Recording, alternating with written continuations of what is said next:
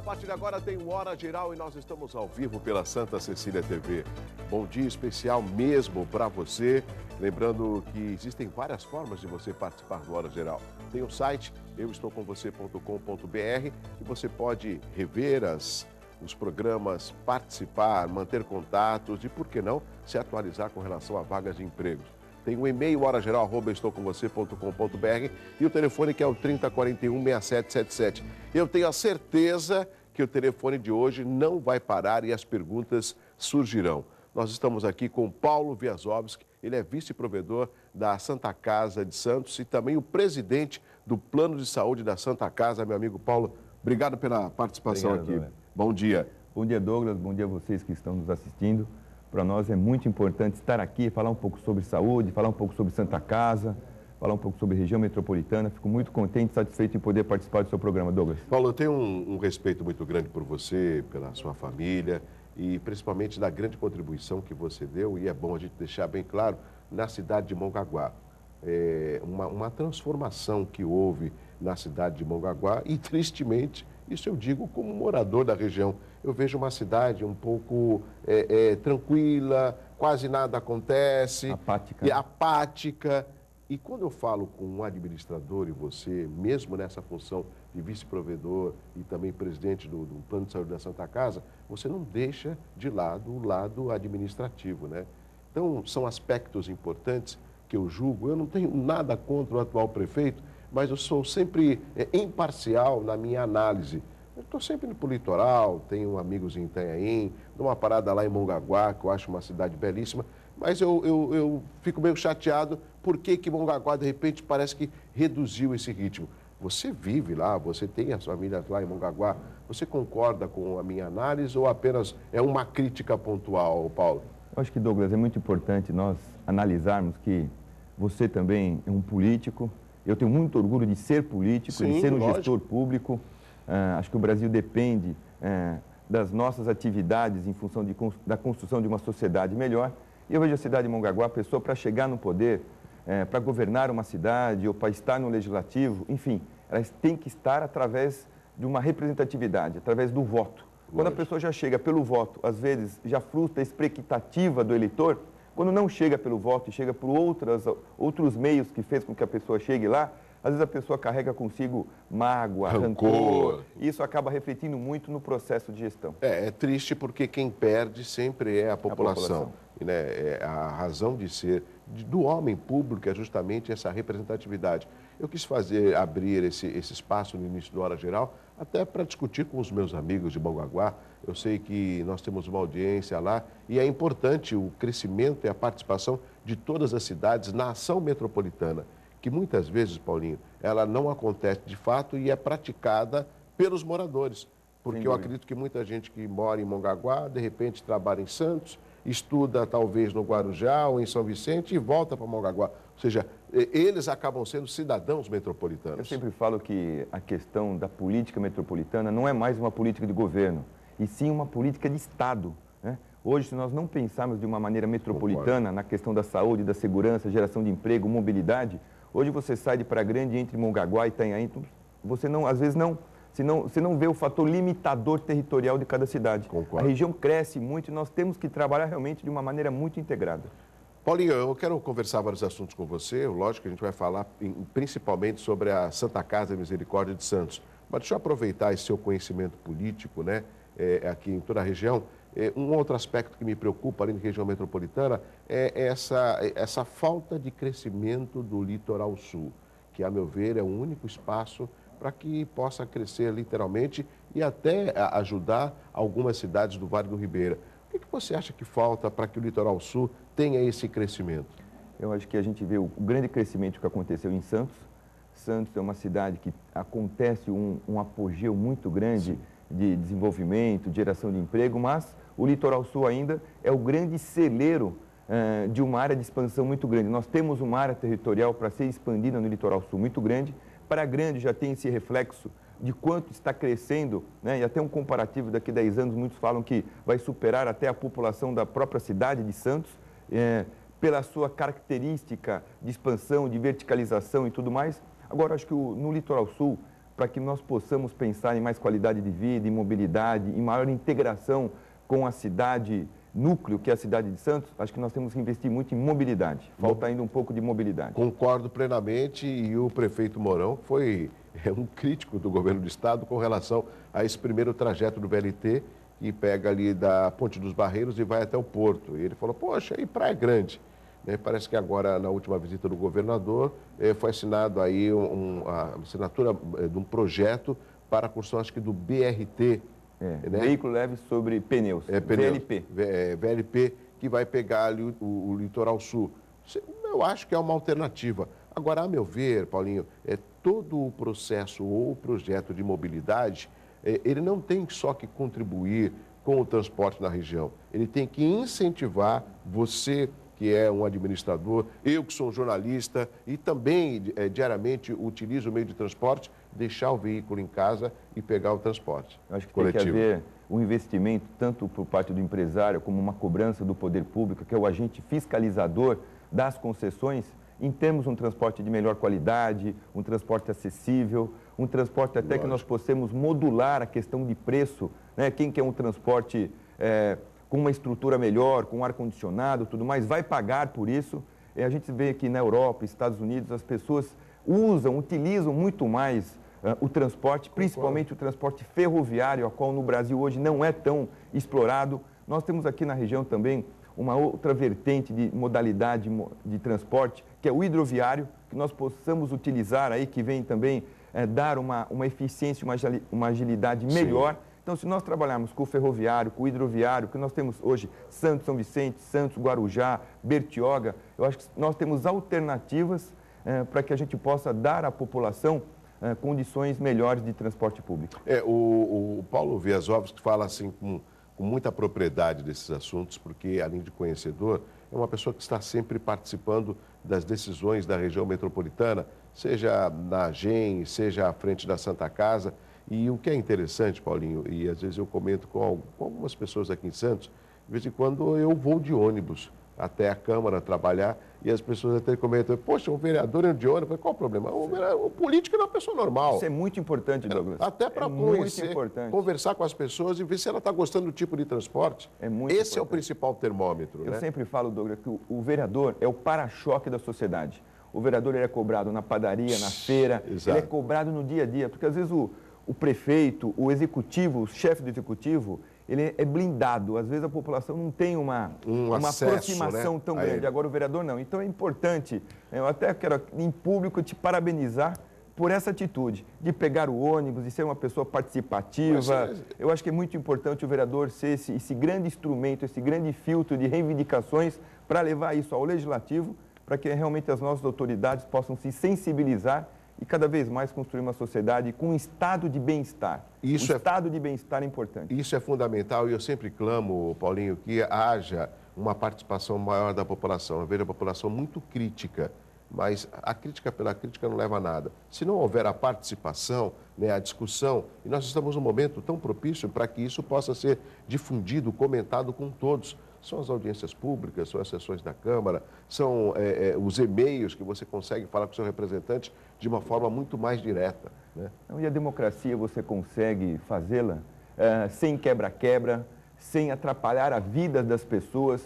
Eu acho que a população ela tem um instrumento muito importante, que é o voto. Então, pense muito bem na hora de votar, escolha os seus representantes, analise, verifique, olhe o seu passado, né? Então, não adianta nada hoje, às vezes, você fazer algumas manifestações atrapalhando a vida de uma cidade. Né? Não é assim que você constrói uma democracia forte, um Estado republicano. E, às vezes, eu também participei, eu fui vereador há algum tempo, e a gente sentia também a falta de participação popular nas galerias da Câmara Municipal. Concordo plenamente.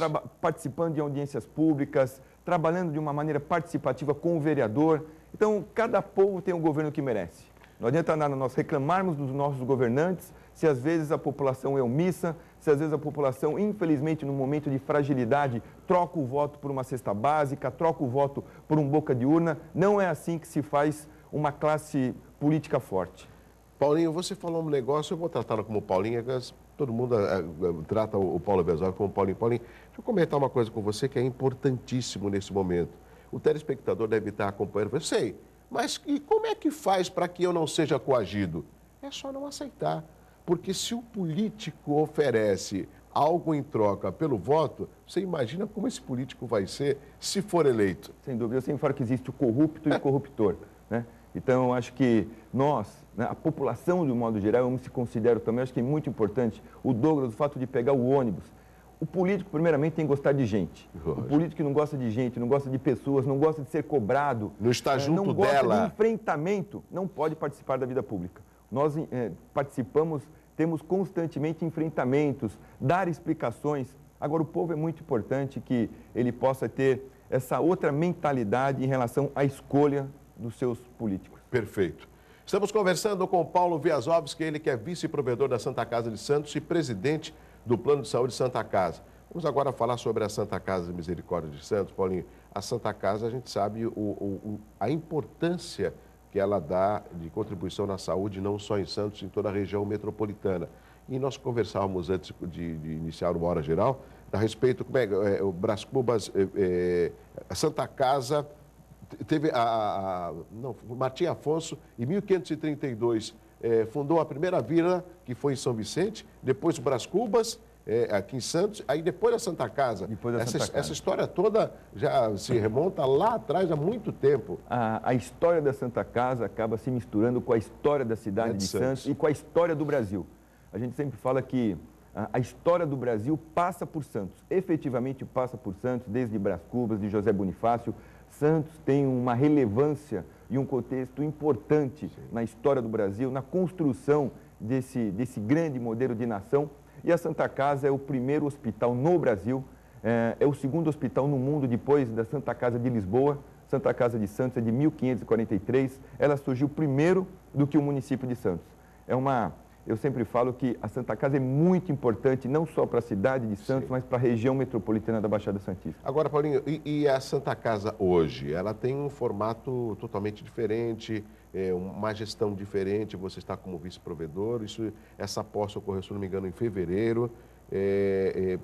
Alguma parte estrutural foi modificada para aperfeiçoar o funcionamento da Santa Casa e, ao mesmo tempo, dar condição financeira para que ela possa atender os munícipes e as pessoas que procuram a Santa Casa por uma cirurgia, por um atendimento?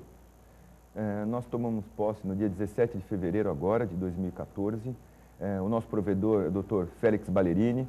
O Dr. Félix Ballerini foi vice-provedor, tem uma vida de 23 anos dedicada à Santa Casa de Misericórdia de Santos. E nós tivemos a grata satisfação de poder fazer parte dessa composição da provedoria com a vice-provedoria. E a Santa Casa hoje é um hospital estruturante, é um hospital referência. Nós temos hoje aproximadamente 5.000 colaboradores, são 5.000 funcionários, 3.600 seletistas, 700 terceirizados, um corpo clínico de 1.000 médicos, praticamente... É uma mini cidade, passam pela Santa Casa em torno de 8 a 9 mil pessoas por dia. Atendemos a quase 10 municípios de toda a região, desde Ubatuba até Pedro de Toledo e Tiriri, quase com a divisa com a cidade de Registro. Então, a Santa Casa hoje, ela se torna um grande hospital de referência. Nós temos várias especialidades médicas, temos uma estrutura muito importante, é um hospital de alta complexidade, então eu sempre falo da importância do acolhimento, da humanização, o quanto a Santa Casa é importante nesse contexto de uma saúde pública melhor. A gente sempre fala que a saúde pública no Brasil, de um modo geral, por falta de investimento, às vezes por falta de vontade política, por falta de planejamento, nós temos um modelo SUS, que é um modelo importante, né? É um modelo diferente, é um modelo de saúde pública, assistencialista, gratuita, mas que ainda precisamos de uma revitalização na parte de tabelas, de um aporte maior. Todos os hospitais filantrópicos que acabam atuando dentro da modalidade SUS, nós temos aí um prejuízo muito grande, porque não conseguimos equilibrar a nossa receita com a despesa referente à tabela SUS, mas é importante que as santas casas, de um modo geral, no Brasil, atendem a quase que 60% da população carente, da população humilde, e a Santa Casa de Santos não é diferente. Quase que 60% da nossa de todos os pacientes que chegam ali, das pessoas que frequentam a Santa Casa, é SUS. Agora, Paulinho, você falou algo importante que eu já ouço há muitos anos essa discussão, que é a tal tabela SUS. Nós temos hoje o ministro Arthur Quiorio, ministro da Saúde, que é aqui da região, ele mora aqui em Santos. Eu não sei se você já teve a oportunidade de conversar com ele, de talvez rever essa tabela SUS, porque o que eu me lembro é que uma consulta do SUS não chega a R$10. Uma internação, uma diária de internação não passa de R$20, ou seja, são valores pequenos e que muitas vezes a população começa a entender por que determinados hospitais passam por dificuldades. Porque não tem como você manter um serviço quando você recebe bem menos do que aquilo que foi gasto, né? Sem dúvida, e principalmente nesse novo modelo de gestão, Douglas, que nós estamos introduzindo na Santa Casa, com a criação de uma diretoria financeira, de uma diretoria administrativa. Recentemente também tomou posse o novo diretor técnico, né, Dr. Jorge Tadeu. Então nós temos uma diretora financeira, que é a Miriam Cajazeira, que vem foi secretária de Finanças de Santos durante 16 anos, 8 anos de gestão Beto, 8 anos de gestão Papa. É uma pessoa que tem uma visão também de finanças interessante, vem colaborar muito com esse novo processo, com essa nova metodologia que estamos implantando dentro da Santa Casa. O próprio Edgar também, que foi secretário de gestão do governo Papa, né? O Edgar também está colaborando muito conosco. Então eu acredito que esse modelo, esse choque de gestão a qual o nosso provedor, Dr. Félix Ballerini, está conduzindo, é importante para que tenhamos uma gestão mais profissional, para que tenhamos uma gestão de resultado, para que podemos aferir metas, para que possamos também controlar todo o custeio dentro de um hospital muito grande, que é a Santa Casa. Inclusive agora nós temos uma fase interessante, que é a divisão da Santa Casa Hospital com o plano de saúde, né? Então temos que trabalhar com essas duas empresas, pensando como operadora, pensando como hospital, o hospital como prestador de serviço, a operadora efetivamente como operadora de plano de saúde. Enfim, vivemos um momento importante dentro da Santa Casa de Santos. Eu acho importante, já tem pergunta chegando pelo 3041-6777, mas deixa eu só esgotar esse tema com o Paulo Versovski. Ou seja, você falou dessa independência, ou seja, Santa Casa Misericórdia e o plano de saúde. Seriam duas empresas? São duas empresas distintas, com CNPJ separado. A Santa Casa continua com o seu CNPJ original desde o seu surgimento. Sim. E o plano de saúde que, antigamente, nós tínhamos um hospital que tinha um plano de saúde. Hoje eu falo que é um plano de saúde que tem um hospital. Esse é uma relação totalmente diferente. E hoje, quantas vidas, qual a carteira, número de pessoas que fazem parte do plano de saúde da Santa Casa, aproximadamente? O plano de saúde de Santa Casa tem aproximadamente 130 mil vidas. É considerado um plano grande, a partir de 100 mil vidas é um plano grande. Ou seja, 1/4 da população de Santos. E é um plano que tem ainda, Douglas, uma capacidade de crescimento muito grande. Estamos num processo de ampliação, um processo de comercialização. Eu sempre falo que quando você moderniza, quando você inova, quando você acaba estruturando o hospital, você fortalece muito a comercialização e, principalmente, nós queremos expandir o plano de Santa Casa também para o Litoral Sul. Agora, a gente fala de vidas que hoje fazem parte do plano de saúde, mas empresas também, existem várias empresas que podem, de repente, oferecer aos seus funcionários do plano de saúde? O que é muito importante nós destacarmos que 65% dessas 130 mil vidas são PJs. Ótimo. Já são empresas que participam. Nós temos pessoas empresas jurídicas. Com 4 mil vidas, 5 mil vidas, 8 mil vidas. Então, a pessoa jurídica é muito importante. Inclusive, quem faz um plano de saúde, pessoa jurídica, é mais barato do que uma pessoa física. Então, as empresas hoje, ela têm esse lado social, esse lado importante para o funcionário como fator motivacional, dando aí um plano de saúde, dando um vale de transporte de qualidade, dando um vale refeição. Então, toda essa conjuntura é importante. As empresas hoje são grandes parceiras do plano de saúde de Santa Casa de Santos. Agora, Paulinho, com todo respeito aos outros planos de saúde, né? Mas quando a gente fala do plano de saúde da Santa Casa, eu acho que só o nome da Santa Casa já não tem o que discutir. Já tem aí uma responsabilidade, uma credibilidade muito grande. Eu acho que, falando de Santa Casa, a população santista, todo mundo se acha um pouquinho dono da Santa Casa de Santos. Você tem aquele carinho, aquele amor, porque por mais que às vezes você fala, não, o melhor sistema de saúde é o sistema Anchieta Imigrantes, ou um sistema de saúde com uma hotelaria melhor, ou um sistema de saúde, eu vou a São Paulo,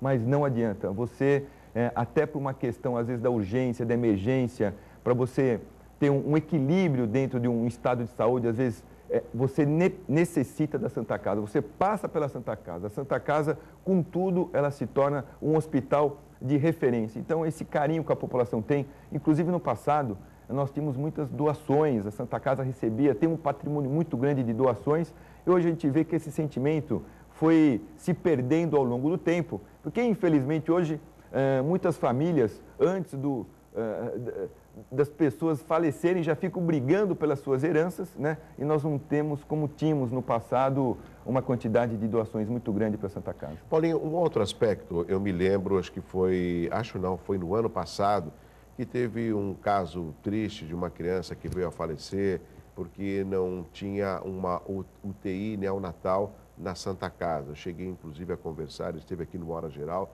o doutor Conforte.